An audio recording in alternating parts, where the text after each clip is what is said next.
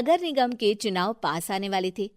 पूरे कानपुर शहर में टिकट को लेकर मारामारी शुरू थी, लेकिन सबसे ज्यादा चर्चा में वार्ड नंबर 40 की सीट थी।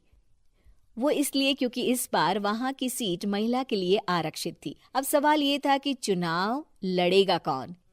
इससे पहले ठाकुर साहब वहां से पार्षद थे और इस बार उन्होंने अपनी पत्नी सीमा ठाकुर को टिकट दिलवाई और ठाकुर साहब की शान के कारण सीमा जी ने 20,000 वोटों से चुनाव जीत लिया।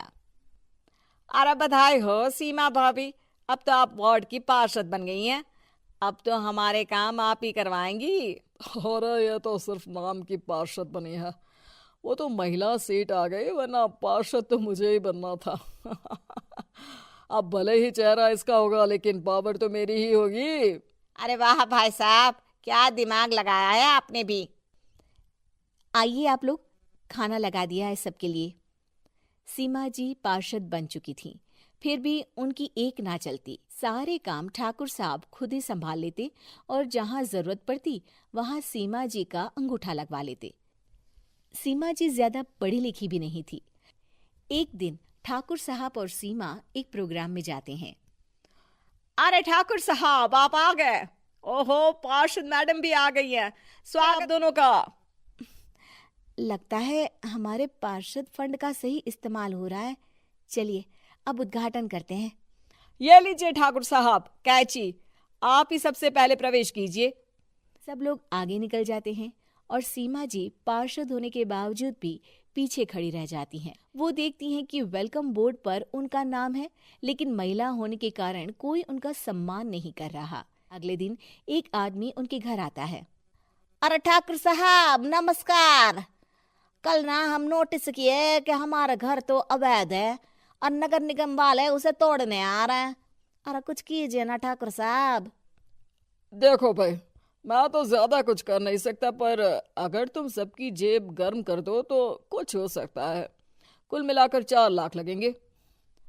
अरे 4 लाख ठाकुर साहब? अरे भाई, मैं अपने लिए नहीं मांग रहा हूँ। दरोगा है, इंजीनियर बाबू है, बड़े साहब है, सबको देना पड़ता है ना थोड़ा थोड़ा।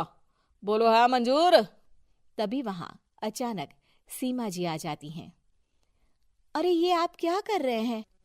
पहले इन्हीं लोगों से तो आपने वोट मांगे, अब इनसे ही पैसे ले रहे हो। अरे चुप रहो तुम, तुम्हारा काम है सिर्फ अंगूठा लगाना, तुम वही किया करो। मुझे दूसरे काम तुम मत सिखाओ, समझी?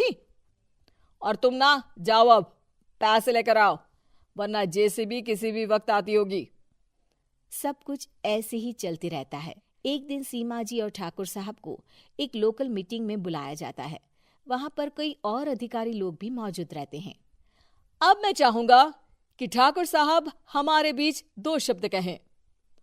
मेरे प्यारे भाइयों और बहनों, आज मेरा सौभाग्य है कि मैं आप सबकी सेवा दिन रात कर पा रहा हूं।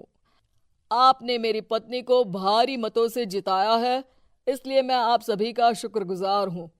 मैं आप सबसे वादा करता हूं कि हमेशा की तरह हमारे वार्ड में किसी को कोई तकलीफ नहीं आने दूंगा। सभी लोग तालियां बजाने लगते हैं। अब मैं माननीय पार्षद मैडम को स्टेज पे बुलाना चाहूंगा। अपने नाम को बुलाया सुनकर सीमा जी एकदम चौंक जाती है। उन्हें बिल्कुल उम्मीद नहीं थी कि इतनी बड़ी जगह उन्हें मंच पर बुलाया जाएगा। जैसे तैसे वो मंच पर चढ़ती हैं। ऊपर जाते ही सीमा जी को सारी पुरानी बातें याद आ जाती हैं कि किस तरह उनके पति उन्हें कभी भी आगे बढ़ने नहीं देते और उनके नाम से गलत काम करते हैं। वो बोलने लगती हैं, मैं आपके वार्ड की पार्षद सीमा हूं।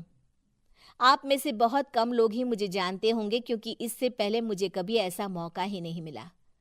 सारे मौके मेरे पार्षद पति यानी आपके ठाकुर साहब ही लेते रहे, लेकिन आज ये मौका मुझे मिला है तो मैं इसे ऐसे ही नहीं जाने दूंगी।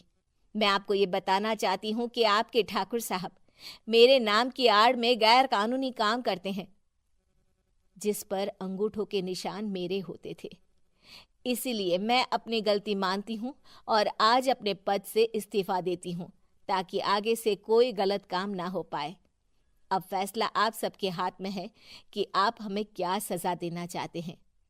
सीमा जी की बातें सुनकर ठाकुर साहब के चेहरे का रंग उड़ जाता है और वो शर्म से मुंह नीचा करके वहां से चले जाते हैं और पद से इस्तीफा देकर ही सही सीमा जी अपने आप में आत्मविश्वास महसूस करती हैं।